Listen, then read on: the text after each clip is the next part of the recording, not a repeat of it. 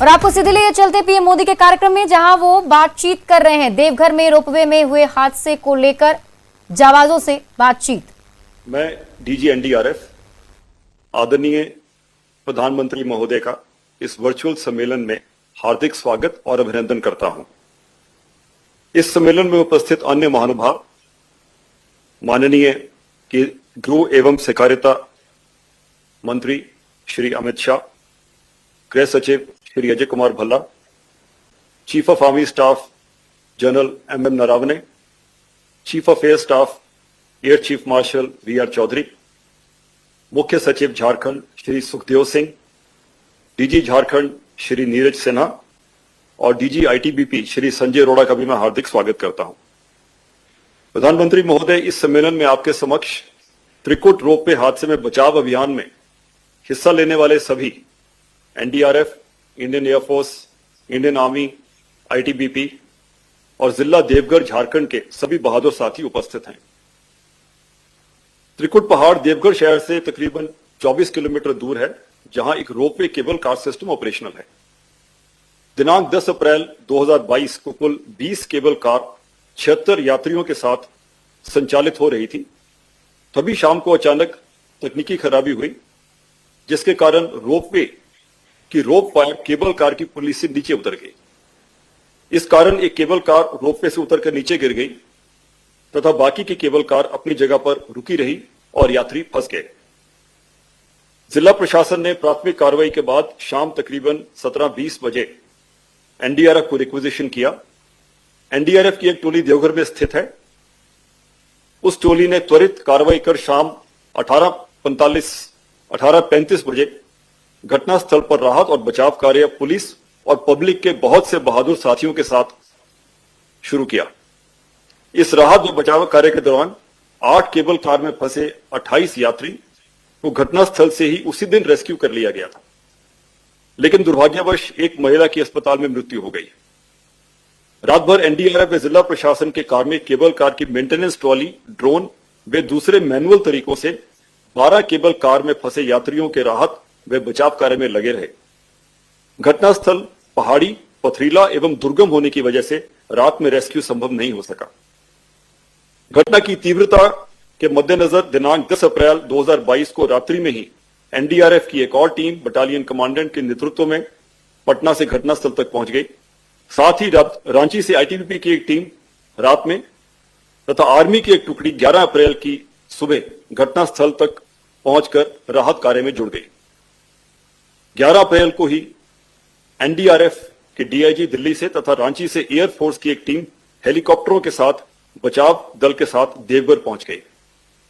इन सभी दलों के संयुक्त प्रयास से कुल 33 यात्री, 22 लोगों को हेलीकॉप्टर के द्वारा एवं 11 लोगों को एनडीआरएफ, आईटीबीपी, आर्मी और केबल कार ऑपरेटर्स के स्टाफ के द्वारा जमीनी अप्रोच से सकुशल निकाला गया।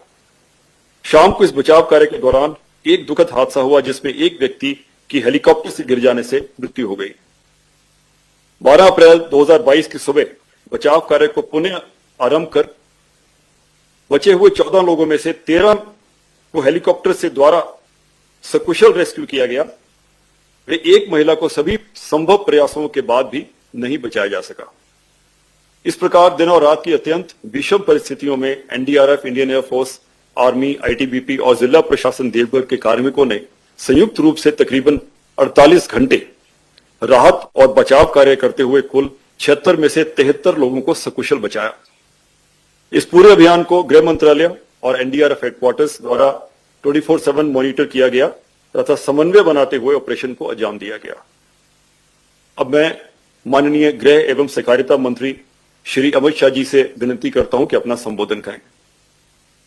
माननीय प्रधानमंत्री जी, इस रेस्क्यू ऑपरेशन के अंदर जुड़े हुए भारत सरकार और झारखंड सरकार के सभी अधिकारीगण और जुड़ी हुई सारी एजेंसियों के प्रतिनिधि और उपस्थित अन्य भाई और बहनों, सबसे पहले तो मैं एनडीआरएफ, एयरफोर्स, आईटीबीपी, सेना, डिस्ट्रिक्ट प्रशासन, इस सभी के प्रतिनिधियों को बहुत बहुत बधाई भी देना चाहता हूं और उनका धन्यवाद भी करना चाहता हूं, क्योंकि बहुत कठिन ऑपरेशन को बड़े धैर्य के साथ एक लंबे समय तक सातत्यपूर्ण तरीके से सावधानी के साथ आपने पार उतारा है और बहुत कम समय में इतनी सारी एजेंसियों ने बहुत अच्छे कोऑर्डिनेशन के साथ ये ऑपरेशन को कम से कम नुकसान के अंदर पूरा किया है।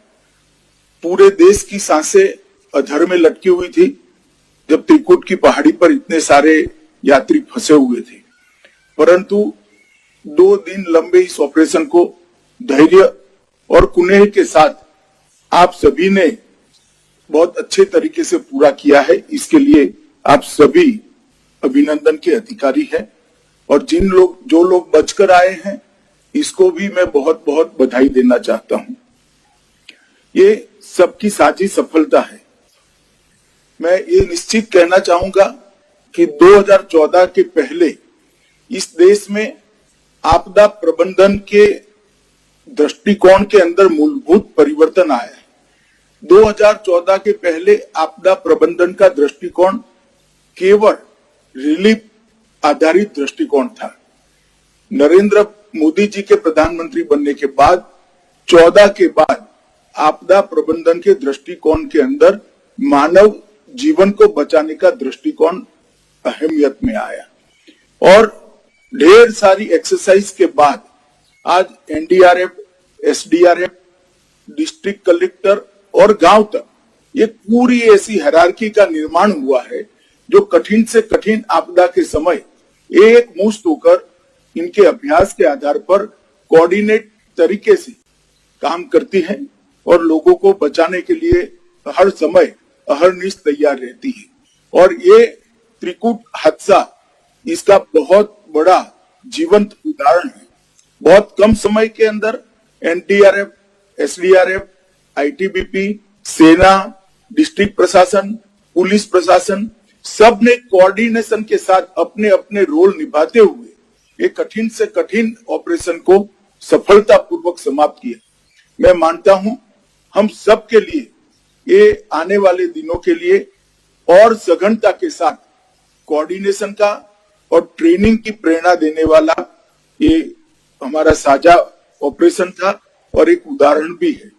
देश भर में बहुत सारे लोगों से जब लोग फंसे हुए थे तब भी और निसफलता पूर्वक निकलने के बाद भी बहुत सारे लोगों से, मीडिया के लोगों से बात हुई। सब अचंभित थी कि इतनी कम समय के अंदर इतना कोऑर्डिनेटेड एफर्ट्स कैसे हो सकता है। और एनडीआरएफ, एसडीआरएफ का कोऑर्डिनेशन, एनडीआरएफ और सेना और वायुसेना का कोऑर्डिनेशन और डिस्ट्रिक्ट प्रशासन का कोऑर्डिनेशन, ये सब जैसे रोज की प्रैक्टिस का नतीजा हुई इस तरह से हमारे सामने आए हैं। प्रधानमंत्री जी ने आपदा प्रबंधन के क्षेत्र को जिस प्रकार से महत्व दिया है और अनेक प्रकार की आपदाओं को तैयारी के साथ कैसे कम से कम समय के अंदर निपटाया जा सकता है और ढेर सारी एजेंसियां कोऑर्डिनेटेड तरीके से एक ही समय में कैसे कोई गलती के बगैर काम कर सकती है, इसका उत्कृष्ट उदाहरण है।